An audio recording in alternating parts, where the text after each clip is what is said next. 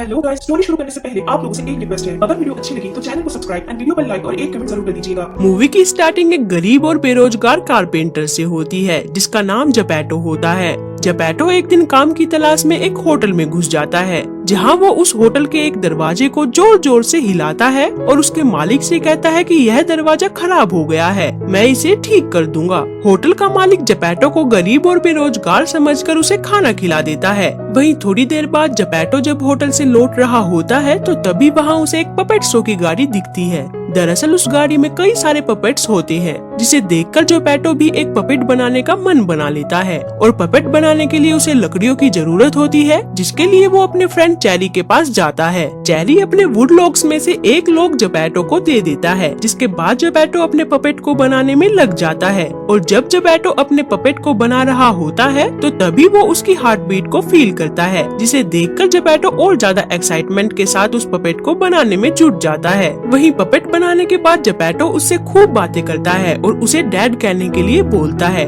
Puppet के मुंह से डैड सुनकर जपैटो काफी खुश होता है और इसी बीच जपैटो उसका नाम पिनोकियो रख देता है। जपैटो अब पिनोकियो को चलना सिखाता है, मगर जब वो उसे ये सिखा रहा होता है तो तभी पिनोकियो वहाँ से भाग जाता है और तेजी से दौड़ने लगता है। और पिनोकियो को भागता हुआ देखकर जपैटो भी उसका पीछा करता है और उसे ढूंढने की काफी कोशिश करता है, मगर वो उसे ढूंढने में नाकामयाब हो जाता है। वहीं थोड़ी देर बाद पिनोकियो घर लौट आता है और घर आकर वो फायरवुड के पास बैठ जाता है, जिसकी वजह से उसके पैर जल जाते हैं। पिनोकियो के जले हुए पैर देखकर जपैटो काफी घबरा जाता है और वो तुरंत पिनोकियो के लिए नए पैर बना देता है। अपने नए पैर देखकर पिनोकियो काफी खुश हो जाता है। नेक्स्ट डे जपैटो सोचता है कि पिनोकियो को भी बाकी बच्चों की तरह स्कूल जाना चाहिए और इसी कारण वो पिनोकियो के लिए बुक्स और ड्रेस लाने के लिए मार्केट जाता है, मगर पैसे न होने की वजह से जपैटो अपना कोट बेचकर एक बुक खरीद लेता है। और बुक खरीदने के बाद वो पिनोकियो को स्कूल छोड़ने जाता है, जिसके दरमियान पिनोकियो को रास्ते में एक पपेट शो दिखाई देता है, जिसे देखकर वो जपैटो से उसके बारे में पूछता है। जपैटो उसे उस पपेट शो के बारे में बताता है और कहता है कि वहाँ तुम्हारे जैसे और भी बच्चे हैं, मगर तुम उन सब से अलग हो।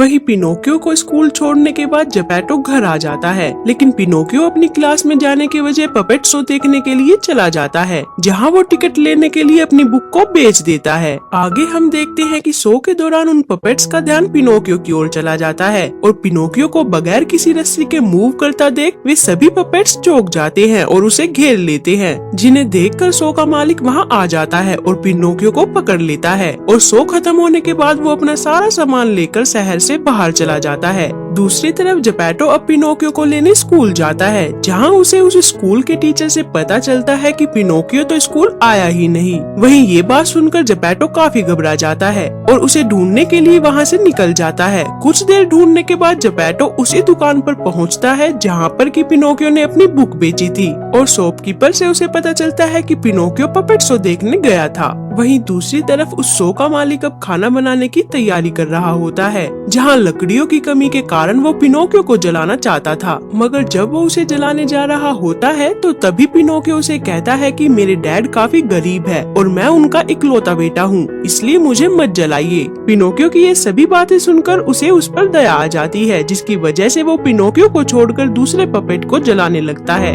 जिस पर कि पिनोकियो उसे कहता है कि तुम चाहो तो इनके बदले मुझे जला दो, पर इन्हें जाने दो। पिनोकियो की ये बात सुनकर उस शो के मालिक को उस पर फिर से दया आ जाती है और वो उसे 5 सोने के सिक्के देकर छोड़ देता है। आगे हम देखते हैं कि घर लौटते वक्त पिनोकियो की मुलाकात 2 चोरों से होती है, जिनका नाम फॉक्स और कैट होता है। दरअसल उन्हें उन सोने के सिक्कों के बारे में पता चल जाता है, जिसकी वजह से वे पिनोकियो को लालच देते हैं और कहते हैं कि यहाँ पास ही एक ऐसी जमीन है जहाँ इन सिक्कों को दबाने से वहाँ एक सोने का पेड़ उग जाएगा। और ये बात सुनकर पिनोकियो कैट और फॉक्स के साथ चलने के लिए तैयार हो जाता है। वहीं आगे रात हो जाने की वजह से वे तीनों एक होटल में रुकते हैं, जहाँ वे खाना खाकर सो जाते हैं। नेक्स्ट मॉर्निंग फॉक्स और कैट दोनों होटल से चले जाते हैं और उनके जाने के बाद उस होटल का मालिक पिनोकियो को बताता है कि तुम्हारे दोस्त किसी काम की वजह से यहाँ से चले गए हैं और वो तुम्हें जंगल के बाहर मिलेंगे। जिसके बाद होटल का मालिक पिनोकियो से वहाँ रहने और खाने के बदले एक सोने का सिक्का ले लेता है। वहीं उस होटल के मालिक के कहने पर पिनोकियो जंगल की ओर चला जाता है, जहाँ रास्ते में एक इंसेक्ट उसे जंगल में जाने से रोकता है, मगर पिनोकियो उसकी बात नहीं मानता और वो उस जंगल में चला जाता है। उस जंगल में दरअसल फॉक्स और कैट नकाब पहनकर पिनोकियो का इंतजार कर रहे होते हैं और जैसे ही पिनोकियो उनके पास पहुंचता है तो तभी फॉक्स और कैट उसे पकड़ लेते हैं और उससे वे सिक्के छीनने लगते हैं, मगर तभी पिनोकियो उन सिक्कों को अपने मुंह में डाल लेता है, जिसे देखकर फॉक्स और कैट उसके गले में एक रस्सी बांध देते हैं और उसे एक पेड़ से लटका देते हैं ताकि पिनोकियो के मरने के बाद वे उसके मुंह से सिक्के निकाल सके। वहीं पिनोकियो को रस्सी से बांधने के बाद वे दोनों सो जाते हैं और जब वो दोनों सो रहे होते हैं तो तभी उसी वक्त वहाँ एक नीले बालों वाली परी आती है और पिनोकियो को बचाकर अपने किले में ले जाती है। उस परी के किले में पिनोकियो की ट्रीटमेंट के लिए क्रो एंड आउल नाम के 2 डॉक्टर्स आते हैं जो कि उसे मेडिसिन देकर चले जाते हैं। आगे हम देखते हैं कि पिनोकियो के ठीक होने के बाद वो परी उससे काफी सवाल जवाब करती है, मगर पिनोकियो उसकी हर बात पर झूठ बोल देता है और उसके झूठ बोलने की वजह से उसकी नाक लंबी होने लगती है। पिनोकियो की लंबी नाक देखकर वो परी उसकी मदद करती है और कुछ वुड पैकर्स की मदद से उसकी नाक को वापस नॉर्मल कर देती है। वहीं आगे वो परी पिनोकियो को उसके घर वापस जाने के लिए कहती है और उसे जंगल से बाहर छोड़कर वहाँ से चली जाती है। पिनोकियो जब अपने घर आ रहा होता है तो तभी उसे रास्ते में फॉक्स और कैट मिलते हैं, जिनसे मिलकर पिनोकियो काफी खुश होता है। दरअसल जब फॉक्स और कैट ने पिनोकियो को किडनैप किया था तो तब उन दोनों ने एक नकाब पहना था, जिसकी वजह से पिनोकियो ने पहचान नहीं पाया था और इसलिए उसे कोई अंदाजा नहीं था कि वे किडनैपर जिन्होंने कि उसे किडनैप किया था वो और कोई नहीं बल्कि कैट और फॉक्स ही थे। आगे हम देखते हैं कि अब पिनोकियो से मिलने के बाद वे दोनों उसे उस जादुई जमीन पर ले जाते हैं, जहाँ वे फिर से उसे लालच देते हैं और उन सिक्कों को मिट्टी में दबा देते हैं। उन सिक्कों को मिट्टी में दबा देने के बाद वे दोनों पिनोकियो को पानी लाने के लिए भेज देते हैं। वही पिनोकियो जब पानी लेकर वापस आता है तो उसे वहाँ फॉक्स और कैट कहीं नहीं दिखाई देते और साथ ही उसे जमीन में दबाए हुए सिक्के भी नहीं मिलते, जिसे देखकर पिनोकियो वहाँ के एक कोर्ट में जाकर फॉक्स और कैट की शिकायत करता है और बताता है कि किस तरह उन दोनों ने उसे धोखा दिया है। मगर उस कोर्ट का जज पिनोकियो को ही पनिशमेंट देने लगता है और कहता है कि इस कोर्ट में सिर्फ निर्दोष को ही सजा मिलती है। और ये बात सुनकर पिनोकियो थोड़ा दिमाग से काम लेता है और उस कोर्ट के जज को बोलता है कि किसने कहा मैं निर्दोष हूँ, मैंने भूतों को लूटा है, मैं बहुत बड़ा चोर हूँ। और बस ये सुनकर उस कोर्ट का जज पिनोकियो को छोड़ देता है।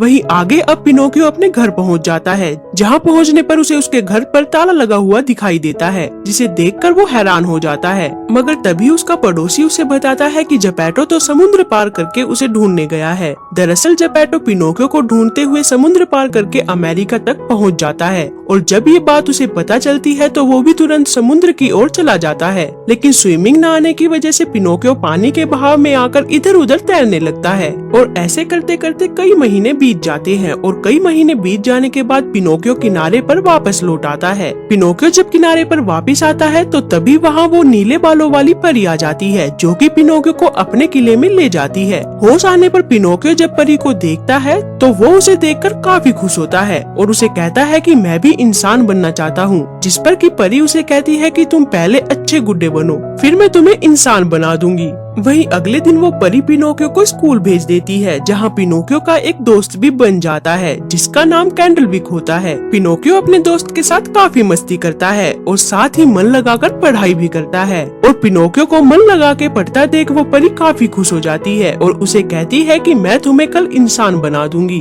मगर उसी दिन कैंडलविक पिनोकियो को एक जगह के बारे में बताता है जिसका नाम टॉयलैंड होता है और वो उसे कहता है कि वो जगह काफी सुंदर और अच्छी है। साथ ही कैंडलविक उसे ये भी बताता है कि वो कल ही उस जगह पर जा रहा है, जिस पर कि पिनोकियो का भी वहाँ जाने का मन करता है, मगर वो कैंडलविक के साथ वहाँ नहीं जा पाता क्योंकि पिनोकियो को उस दिन उस परी के हाथों इंसान बनना था। वहीं अगले दिन जब पिनोकियो कैंडलविक को बाय करने आता है तो तब उससे रुका नहीं जाता और वो भी उसके साथ ही बैठकर टॉयलैंड चला जाता है। टॉयलैंड पहुंचकर सभी बच्चे खुश हो जाते हैं और काफी मौज मस्ती करने लगते हैं। अगले दिन हम देखते हैं कि जब पिनोकियो सोकर उठता है तो तब उसके कान डोंकी की तरह काफी बड़े हो चुके होते हैं और अपने कानों को इस तरह देखकर पिनोकियो काफी घबरा जाता है और तुरंत कैंडलविक के पास जाता है, जहाँ पहुंचकर वो देखता है कि कैंडलविक के कान भी उसके कानों की तरह बड़े हो चुके हैं और ये सब देखकर वे दोनों काफी घबरा जाते हैं। मगर जब वे दोनों अपने कानों को लेकर बातें कर रहे होते हैं तो तभी वे दोनों एक डोंकी में तब्दील हो जाते हैं। वही अब टॉयलैंड का मालिक वहाँ आ जाता है, जो कि पिनोकियो और कैंडलविक को डोंकी समझकर सर्कस में भेज देता है।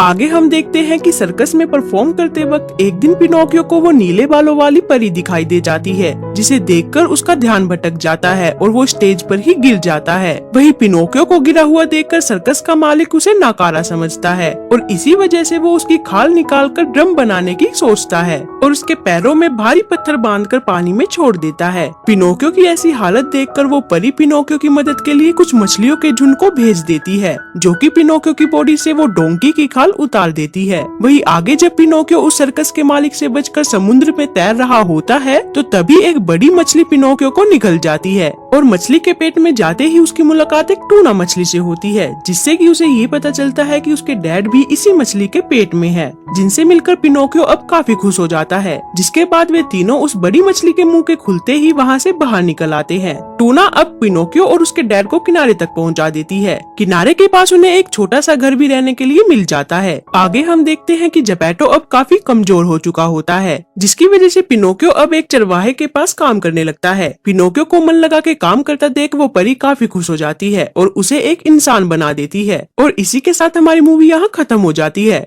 अगर वीडियो अच्छी लगी तो चैनल को सब्सक्राइब एंड वीडियो पर लाइक और एक कमेंट जरूर कर दीजिएगा।